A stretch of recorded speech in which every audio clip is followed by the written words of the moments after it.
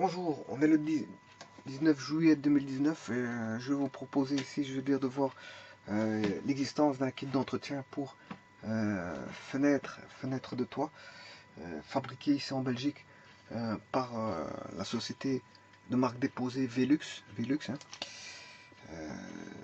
Et je vais vous montrer ces kits d'entretien qui vous sont fournis et qui permettent, je veux dire, un entretien des fenêtres. Voilà, ça c'est la marque déposée, donc on voit le R de Velux.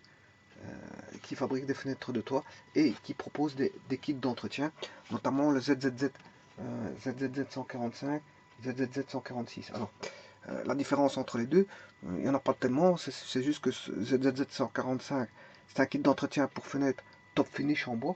Et Top Finish, je rappelle que c'est une marque déposée par la marque Velux, hein, Velux. Alors, il comprend, si vous voulez, une mousse ici, une mousse, de la graisse et un tube de graisse et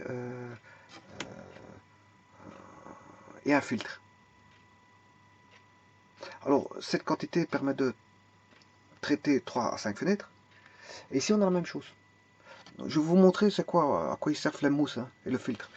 Bon, et là, il y a le ZZZ 146 qui est presque comme le ZZZ 145. À la différence près, c'est que là, ils fournissent aussi toujours de la mousse et un filtre et de la graisse. Si ce n'est qu'à la différence près, ici, c'est pour un kit d'entretien pour Everfinish, c'est-à-dire fenêtre polyuréthane.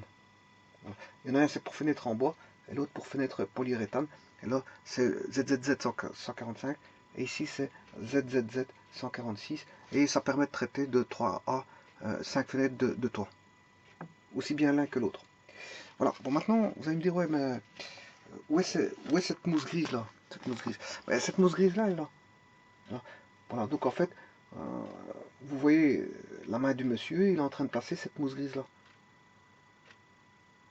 Il est au niveau du capet. Il faut ouvrir le capet. Bien sûr, il y a deux vis à enlever là, parce qu'en fait, il y a une tige qui va vous gêner, vous le verrez tout de suite. Il y a deux tiges, hein, une à gauche et une à droite. Il y a deux tiges, une à gauche et une à droite. Donc, fatalement, il y a deux vis à gauche à enlever, deux vis à droite à enlever pour pouvoir placer la nouvelle mousse. Si le cas échéant, vous devez remplacer la mousse, parce que c'est pas dit que vous devez remplacer la mousse, hein. Regardez si la mousse est bonne. La mousse du clapet. Je rappelle que le clapet s'ouvre d'une certaine façon. Donc là, on a la fenêtre vue d'intérieur. Quand vous êtes dans la pièce, la chambre mansardée ou le grenier ou peu importe, hein, voilà, vous êtes dans la pièce, en fait vous mettez votre main ici, votre main là et vous tirez vers vous. C'est un tirage vers vous. Alors faut pas forcer parce que si vraiment ça ne va pas, c'est qu'il y a un problème, hein. Il se peut que parfois la boiserie avec le temps, ben, elle peut se avec la elle peut se dilater, ben, je veux dire, on risque de ne plus savoir ouvrir et vous risquez de casser. Voilà. Là, vous faites appel à un spécialiste si vous n'arrivez vraiment pas à l'ouvrir, hein. Mais normalement, avec une force manuelle normale, on doit pouvoir ouvrir. Il ne faut pas forcer parce que si la fenêtre est forte, il y a déjà eu des fenêtres qui sont, je veux dire, complètement bloquées du fait des dilatations du bois, etc., etc. Là, à ce moment-là, il faut appeler un spécialiste. Un spécialiste pour voir si c'est pas le fer lui-même ou le cas échéant remplacer la fenêtre. Voilà. Attention que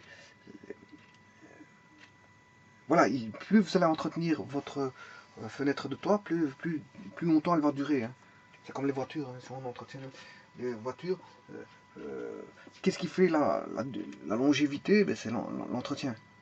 Si on n'entretient pas ses fenêtres, mais fatalement, un jour ou l'autre, il faudra la remplacer complètement, tellement qu'elle sera, je veux dire, hors service. Et je vous ai expliqué un cas de figure d'une fenêtre hors service. On ne savait plus ouvrir le clapet. Voilà. Alors, qu'est-ce qu'ils fournissent? Bon, ici, si vous achetez le ZZZ 176, là, ils vous fournissent, je veux dire, un primaire. C'est une boîte de 150 ml. Et ils vous fournissent, si vous voulez, ici, du vernis. Vernis, 300 ml. Voilà. Ils vous fournissent deux petits pinceaux. Et bien sûr, ils vont vous donner aussi du papier de verre. Le papier de verre, qui sont des grains de de 80, 120 et 240, donc ça permet de poncer, je veux dire, la boiserie, et après, bon, une fois que vous avez bien essuyé, attention que, bon, le fait de poncer, c'est un gros travail, hein. Le ponçage, c'est un gros travail. Généralement, quand on met en couleur du bois, la première des choses qu'on fait, c'est poncer, mais c'est poncer des surfaces, et les surfaces ne sont pas forcément planes, hein. On a des surfaces, je veux dire, de tout acabit, ce qui fait que parfois il y a des lieux qui ne sont pas accessibles. Il faut trouver des trucs avec des tigettes, des tiges, etc., pour pouvoir poncer, je veux dire, dans des endroits, je veux dire, qui sont un petit peu, je veux dire, renfermés ou très peu accessibles. Donc il faut trouver des astuces pour pouvoir aller poncer dans ces endroits-là. Voilà. Et puis après, on fait un coup de compresseur pour bien nettoyer, je veux dire, les poussières de bois. Donc voilà. Donc bien nettoyer, c'est un travail lourd, mais qui, je veux dire, qui va faire la qualité de travail je veux dire, de vernis. Alors après, quand vous avez mis, vous avez bien poncé, que vous avez d'abord nettoyé, poncer et renettoyer. Bon, c'est un souci, beaucoup de nettoyage, hein. Et puis après, quand vous avez bien nettoyé au compresseur, proprement, vraiment propre, qu'il n'y a plus de poussière, là à ce moment, vous pouvez passer la couche de primaire et puis le vernis après. Voilà. Alors on fait ça quand il fait bon, de manière à ce que ça sèche très vite. Voilà, ça serait... Alors maintenant, pourquoi il vous donne de la graisse? Ben, la graisse, c'est pour graisser les pivots. Les pivots, ils sont ici. Alors, on voit bien les pivots. Il vous donne de la graisse pour graisser les pivots ici. Voilà. Donc, ça se graisse, parce qu'il y en a qui finissent par ne plus graisser et à force d'ouvrir, fermer, qu'est-ce qui va se passer? Ben, ça risque de gripper.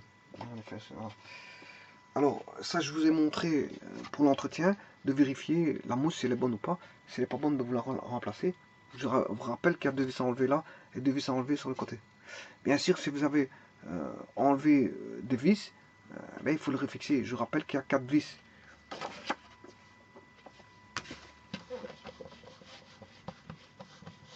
La partie métallique est constituée, si vous voulez,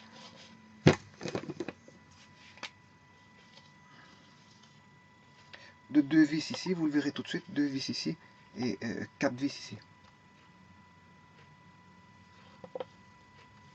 Une, deux. Une, deux. 3, 4 qui sont des vis étoilées. Les vis étoilées, 6 branches. Donc il faut le bon tournevis, hein. Bon, mais ici,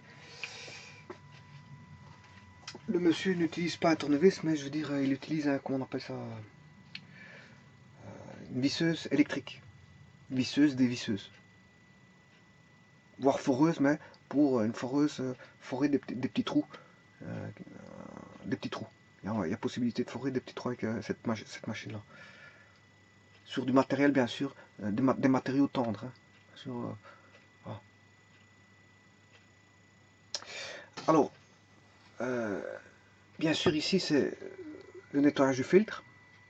Alors, pour le nettoyage du filtre, vous voyez qu'il a retourné complètement la fenêtre.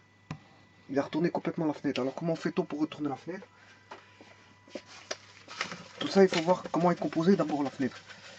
Au niveau de la fenêtre, hein, ça c'est la partie intérieure. Quand vous l'ouvrez,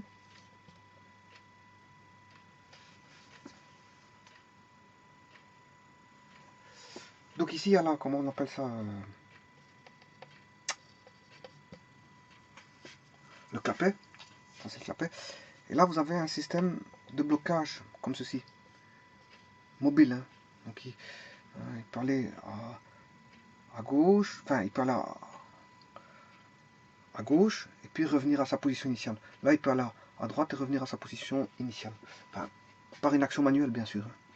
Vous pouvez en bouger qu'un seul ou les deux. Soit un seul à droite ou à gauche, ou soit les deux. Alors, à quoi il sert ça? Ça, il faut d'abord ouvrir le capet, vous les verrez où il se situe. Ça, c'est quand vous retournez, vous basculez complètement la fenêtre. Donc, au départ, la fenêtre, on a les tuiles. Là, on a la fenêtre qui est comme ceci. Voilà. Si vous la basculez, Là, il y a encore les tuiles. Si vous la basculez, elle va se retourner complètement comme ceci. Donc, c'est-à-dire que ces deux-ci, ils sont au départ au-dessus. Voilà. Donc, si vous basculez, ce point-là, que je vais appeler point A, il va se retrouver comme ceci. Voilà. Et là, on a les tuiles. Là, on a les tuiles.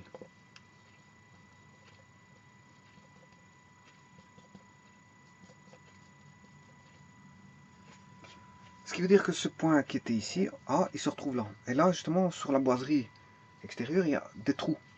Et ces trous-là, justement, ça va rentrer dans les trous-là et il va bloquer la fenêtre. Donc vous pourrez travailler, si vous voulez, vous pourrez travailler avec ici, de ce côté-là, de la fenêtre. Voilà. Ça, c'est la fenêtre en verre. Voilà. Et ça, on va dire que c'est le pourtour en bois. Et dans le pourtour en bois, il y a des trous pour pouvoir, je veux dire, bloquer la fenêtre au travers de clapets de blocage. Ici, c'est des clapets de blocage. Donc, quand elle est en bas, vous la fixez. Et là, vous pouvez travailler ici sur les filtres. Et c'est pour ça qu'on voit qu'il n'est pas gêné. Ici, on n'est plus gêné parce qu'elle est bloquée. Donc, vous pouvez pas travailler ici. Vous pouvez même nettoyer la fenêtre. Hein. À la fin, vous nettoyez la fenêtre ici. Hein, parce que l'extérieur qui est ici, la partie extérieure de la fenêtre ici, va se retrouver à l'intérieur. Et vous pouvez nettoyer, je veux dire, la fenêtre. Bien, c'est comme ceci ici. Alors là, il y a un filtre. Hein, ici, à ce niveau-là, il y a un filtre. Regardez bien, il y a un filtre qui a un espèce de filtre en nid d'abeille. Eh bien, dans le kit dans le kit, il vous fournit ce qu'il faut pour l'entretenir. On voit ici. Donc vous voyez qu'il n'est pas gêné par la fenêtre parce que euh, la fenêtre est bloquée comme je vous l'ai expliqué. Et là, il peut travailler à ce niveau-là sans aucun souci, ou encore même nettoyer l'extérieur de la fenêtre qui est cette fois-ci à l'intérieur. Bien sûr, il va en profiter si vous habitez près d'un bois, d'enlever les feuilles mortes.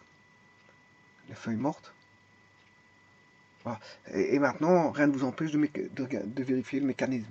Si le mécanisme n'est pas bloqué, si le mécanisme n'est pas grippé, si le mécanisme n'est pas... Voilà, etc., etc.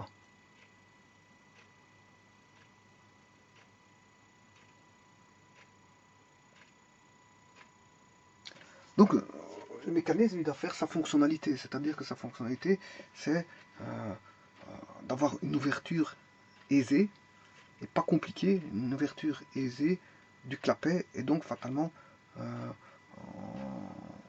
l'ouverture de la fenêtre. Sur toute sa rotation, hein. Vous devez pouvoir le retourner de l'autre côté, sur toute sa rotation. Parce que il doit faire jouer son rôle dans toute sa latitude, c'est-à-dire pour ce qu'il a été conçu, dans ses mouvements, il doit pouvoir agir. C'est ça que je veux dire par là. Parce que s'il peut agir convenablement jusqu'à un certain point et à un autre point ne peut agir correctement, donc là c'est une défaillance, je veux dire, de son rôle. Il va défaillir sur une partie de son rôle qu'il n'assure pas. Voilà. Il va peut-être être bon sur une partie d'ouverture, mais pas sur une autre. Donc tout ça, c'est à contrôler. Bon, bah, maintenant, je veux dire, l'entretien va consister, je veux dire, à avoir un carreau, enfin une fenêtre entretenue. Entretenue, c'est-à-dire propre, propre, saine, vernie, graissée, et surtout nettoyée de tout détritus. Tout détritus. Bon, parce que les détritus peuvent être tout dépend où ce que vous habitez. Hein, pour les détritus, si vous habitez près d'un bois, vous allez recevoir beaucoup de feuillage sur le pourtour. Si maintenant vous habitez près d'une usine, ben, les carreaux vont être assez souvent sales. Hein, s'il y a des rejets d'usine, ben, vos carreaux seront sales. Je parle par exemple de la sidérurgie, par exemple. Vous habitez près d'une usine de sidérurgie avec un haut fourneau pas loin, ben, là vous allez avoir des déchets je veux dire, poussiéreux. Déchets poussiéreux. Voilà. Et donc ceci, donc l'entretien, et donc il y a une mousse ici. Ben, oui, et aussi ça assure, ça doit assurer l'étanchéité, hein. L'étanchéité à certains endroits. Et un filtrage de l'air par un filtre à air. Donc vous voyez qu'il y a plusieurs fonctions là-dedans, hein. Il n'y a pas qu'une seule fonction d'ouverture-fermeture. On ne pense pas qu'à l'ouverture, à la fermeture. Une fenêtre, ça doit s'ouvrir, se fermer, être étanche, et s'il y a de l'air, pouvoir passer en ne faisant pas passer, je veux dire, des saloperies. C'est ça que je veux dire. C'est un passage d'air, il faut, aux endroits des passages d'air, filtrer cet air-là et bloquer le maximum de détritus. Maintenant, pour les poussières, on ne sait rien faire. Jusqu'à présent, ils auraient pu mettre, je veux dire, des pistons de nettoyage pour nettoyer les fenêtres, mais c'est pas court. Voilà, des pistons de nettoyage, pourquoi pas, pour nettoyer l'extérieur de la fenêtre. Au cas où vous habitez dans une zone, je veux dire. Mais de toute façon, ça c'est laissé à la place manuelle, hein, c'est l'entretien. Un entretien, c'est toujours fait par manuellement, hein. Vraiment, on ne fait pas, on n'est pas encore au stade de l'entretien, je veux dire, robotisé ou mécanisé ou quoi que ça existe, mais bon, les gens ne font pas ça. Ça coûte déjà assez cher un Velux pour penser à acheter un Velux qui s'entretienne automatiquement ou par un robot ou par n'importe quel système, je veux dire, d'entretien.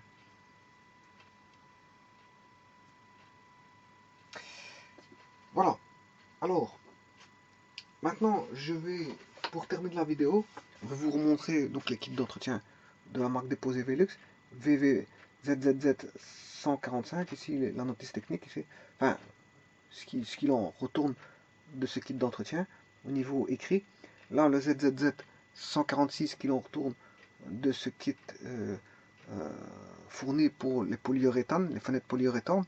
Là, on a le ZZZ 76, c'est tout simplement un primaire avec du vernis et les pinceaux et bien sûr comment on appelle ça, le papier de verre. Là, on retrouve la façon de le graissage, ici un placement de mousse sur le capet. Là, il est en train de soit dévisser ou visser les 6 vis sur le pourtour sur un encadrement métallique. C'est un encadrement métallique, voilà. Ici, il est en train de nettoyer le filtre à air. Là, il est en train d'enlever, retirer les feuilles mortes. Et là, il est en train de vérifier le mécanisme. Et après ça, bon, vous pouvez faire ce qu'on appelle un nettoyage complet. Nettoyage complet, je veux dire avec un chiffon, des produits pour les fenêtres, nettoyage de fenêtres, une raclette, peau de chamois, et voilà, produits pour les fenêtres. Et bien sûr, des locs qui ne vont pas venir gripper, bien sûr, la boiserie ou autre, hein. Alors ici je vous mets ici Velux Belgium, qui se trouve boulevard de l'Europe 121 à 1301 Bierge-Wavre, hein, 010 42 09 09 010 41 68 02 www.velux.be, www.velux.lu pour Luxembourg, velux-be@velux.com. Je sais pas si on voit les informations de la société. Ici, ils mettent de la lumière dans la vie. Bon, ici ils mettent des nuages parce que quand on regarde à travers les fenêtres, ben, la première chose qu'on voit c'est le ciel. Maintenant, de la lumière dans la vie. Effectivement, parce qu'en fait, si vous avez une maison qui est sombre, qui ne reçoit pas de la lumière extérieure, parce que du fait du placement ou de la configuration de la maison, mais tout le monde n'a pas de lumière, hein. Je veux dire, bon, il faut essayer de trouver des astuces pour ramener de la lumière. Parce qu'on n'a pas toujours la possibilité.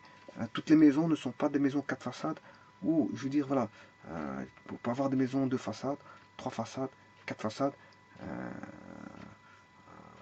Voilà, 2 façades, 3 façades ou 4 façades. Il y en a qui ont plus de façades que ça, c'est pas ça. Bon, ça dépend comment est l'architecture de la maison, mais je veux dire par là, en gros, c'est ça. Mais je veux vous dire par là que si quelqu'un qui a une maison de façades, il a déjà du mal à avoir de la lumière de ces 2 mêmes façades, enfin, de 2 autres façades qui font office de fermeture, hein. Donc ça, c'est un problème. Donc on va essayer d'éclairer par les 2 façades, avant et arrière. L'idéal, c'est d'avoir un éclairage de partout. D'ailleurs, ceux qui construisent des villas, ils ont des fenêtres, je veux dire, euh, euh, partout, pour avoir une entrée de lumière en journée. Parce qu'en nuit, il fait noir, la nuit, il fait noir. La nuit, il fait noir, donc on a les lampes pour ça. On a les lampes, on éclaire avec des lampes à l'intérieur des habitations.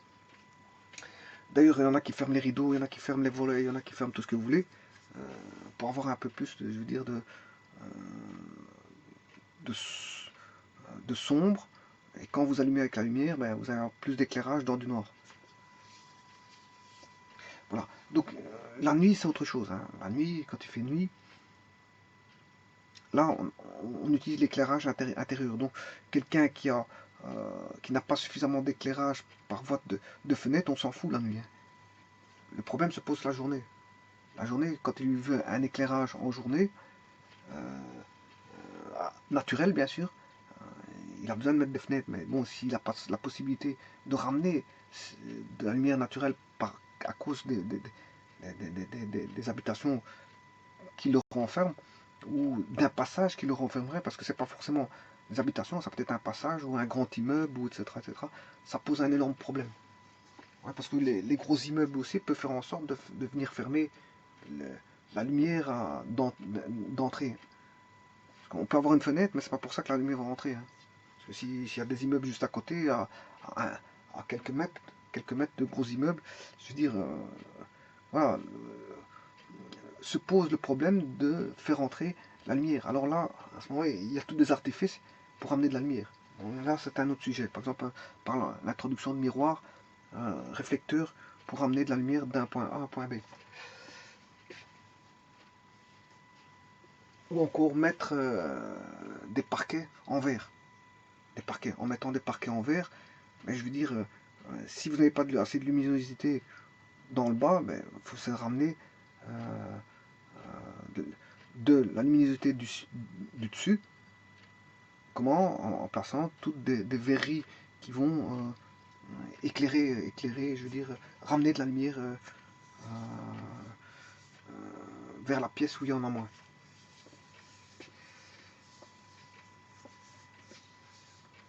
Voilà,